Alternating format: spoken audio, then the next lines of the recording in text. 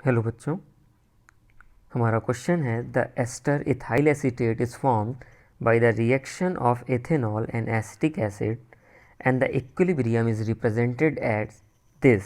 तो ये आपका एस्टर फॉर्मेशन हो रहा है एसिटिक एसिड और इथाइल अल्कोहल के साथ, जिसमें आपका एस्टर प्लस वाटर बन रहा है। इसके बहुत सारे पार्ट हैं, तो हम एक एक करके यहाँ पे शुरू करते हैं। पहला पार्ट है हमारा right the concentration ratio QC। आपको QC कैलकुलेट करना है। Note that water is not in excess and it is not a solvent in this reaction. ये बड़ी इंपॉर्टेंट बात है, क्योंकि जब भी हम इक्विलिब्रियम कांस्टेंट के एक्सप्रेशन लिखते हैं, अगर कोई भी चीज़ एक्सेस में है तो उसके कंसंट्रेशन कांस्टेंट मान लेते हैं, क्योंकि होता क्या है कि अगर हम वाटर बना रहे हैं या फिर 1-2 मोल वाटर यूज़ हो रहा है और वाटर ही एज ए सॉल्वेंट अगर आप यूज़ कर रहे हैं, तो उस केस में वाटर में कोई ख़ास फ़र्क नहीं पड़ता। आप इस चीज़ को सोच के देखें कि 5 या 10 लीटर आपके पास पानी है, उसमें 1-2 मोल अगर वाटर रिएक्ट भी कर जाता है तो वाटर के कंसंट्रेशन में फ़र्क नहीं पड़ रहा होता है। इस वजह से इन्होंने यहाँ पे क्लियर किया है कि वाटर एक्सेस में नहीं है और ना ही वो सॉल्वेंट है। इट मीन्स दैट आपको वाटर के कंसंट्रेशन को कांस्टेंट नहीं मानना है और उसके वैल्यू को मेंशन करना होगा। तो जब मैं पहला पार्ट अगर QC का एक्सप्रेशन में लिखता हूँ तो वो आ जाएगा एस्टर का concentration CH3COOC2H5 multiplied by concentration of water divided by concentration of acetic acid and multiplied by concentration of C2H5OH। तो ये आपका QC का एक्सप्रेशन होगा। अब मैं अगर आऊँ सेकेंड पार्ट पे, तो ये आपका फर्स्ट पार्ट हो गया। अब सेकेंड पार्ट पे अगर हम आएँ तो सेकेंड पार्ट कह रहा है 293 kelvin if one start with 1.00 mole of acetic acid and 1.180 mole of ethanol, there is 0.071 mole of ethyl acetate in the final equilibrium mixture. Calculate the equilibrium constant।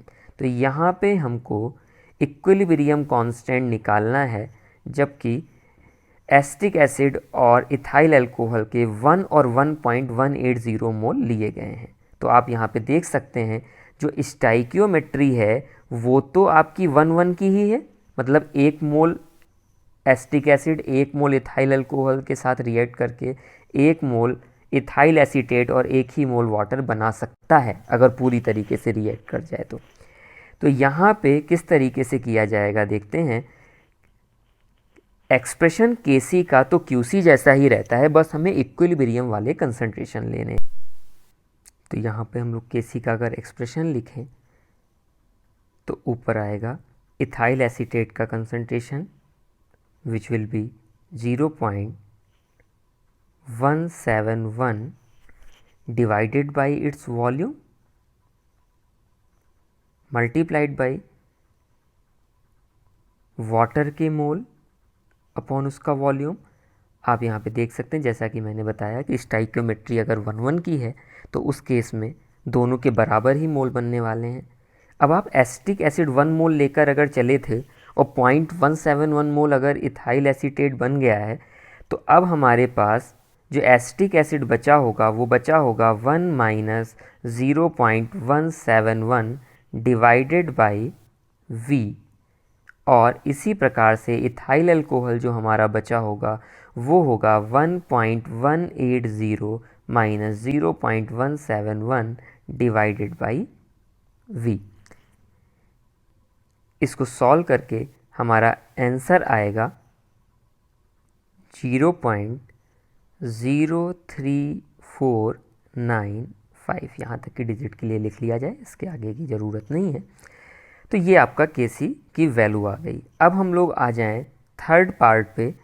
C part is starting with 0.500 mole of ethanol and 1.00 mole of acetic acid and maintaining it at 293 Kelvin, 0.214 mole of ethyl acetate is found after some time. Has equilibrium reached or not?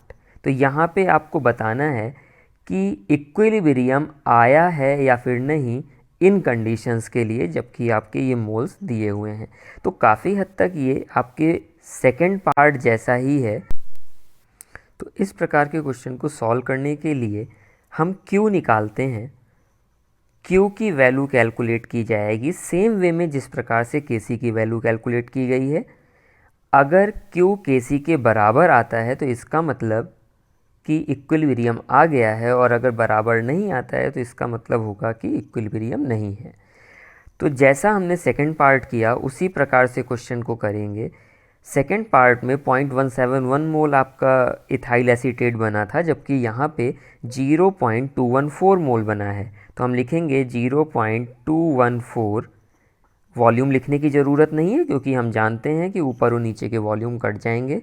0.214 multiplied by 0.214 divided by, इस बार यहाँ पर 1 मोल acetic acid लिया गया था तो 1 minus 0.214, और ethanol जो लिया गया था वो 0.5 मोल लिया गया था, तो उसमें से भी 0.214 मोल माइनस आ जाएगा।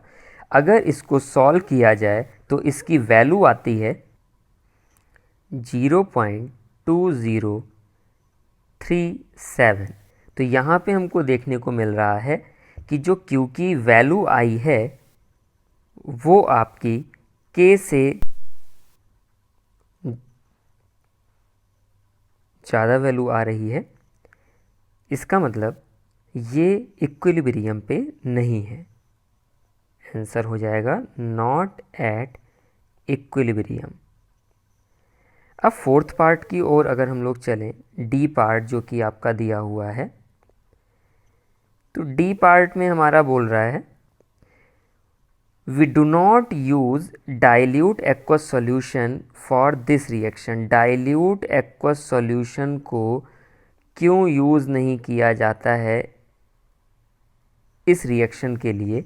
तो यहाँ पे अगर आप देखेंगे कि अगर आप वाटर का कंसंट्रेशन ज़्यादा यूज़ करें, आप इस इक्वेशन पे आ जाएं कि अगर आप वाटर के कंसंट्रेशन को ज़्यादा रखेंगे, डाइल्यूट सॉल्यूशन अगर यहाँ पे यूज़ करते हैं, तो ये रिएक्शन बैकवर्ड डायरेक्शन में शिफ्ट होने लगेगी, और अगर ये बैकवर्ड डायरेक्शन में शिफ्ट होने लगेगी तो एस्टर आपका फॉर्म नहीं हो रहा होगा।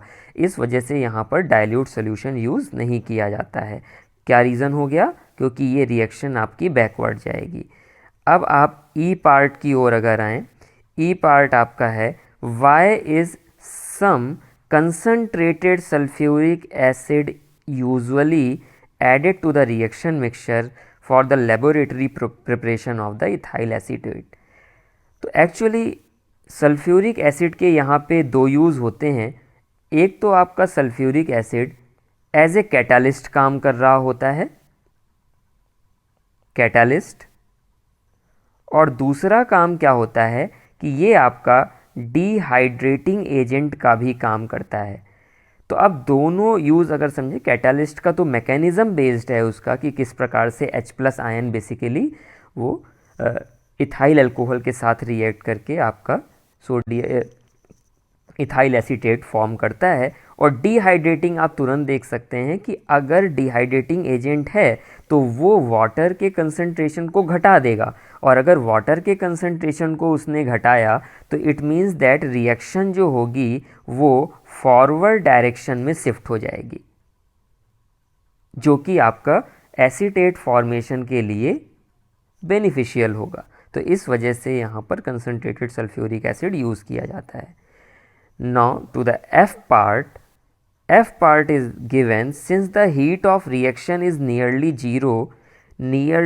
zero for this reaction, how will the equilibrium constant depend upon the temperature? हाँ, ये एक ज़रूरी बात है यहाँ पे जानने वाली कि जो भी एस्टरिफिकेशन की रिएक्शन रहती हैं इनका जो डेल्टा H आता है वो नियरली जीरो आता है। जैसा कि हम लोग जानते हैं कि अगर रिएक्शन एक्सोथर्मिक हो तो रिएक्शन लो टेम्परेचर को सपोर्ट करती है, और अगर एंडोथर्मिक हो तो हाई टेम्परेचर को सपोर्ट करती है। लेकिन अगर रिएक्शन का डेल्टा H ही काफ़ी हद तक ज़ीरो के आसपास है तो उस केस में क्या किया जाए? तो ऐसा यहाँ पे देखने को मिलता है कि ये जो रिएक्शन है आपकी वो अराउंड 50 टू 60 डिग्री सेल्सियस के आसपास बेस्ट रिज़ल्ट देती है, और इससे कम टेम्परेचर या ज़्यादा टेम्परेचर दोनों तरफ ही जाने पर जो रेट ऑफ रिएक्शन है वो आपकी स्लो हो जाती है। तो एग्जैक्टली कोई एक पैटर्न नहीं है, ये प्रैक्टिकली डिटरमाइंड डाटा है कि आपका 50 से 60 डिग्री सेल्सियस एक पर्टिकुलर टेम्परेचर पे ही ये बेस्ट रिज़ल्ट देती है। और फिर चाहे आप अगर टेम्परेचर घटा रहे हों या फिर टेम्परेचर बढ़ा रहे हों, दोनों ही केसेस में हमको ये देखने को मिलता है कि रिएक्शन रेट आपकी डिक्रीज़ हो गई, मीन्स प्रोडक्ट आपका कम बनने लगता है। Thank you. I hope you all understood this question.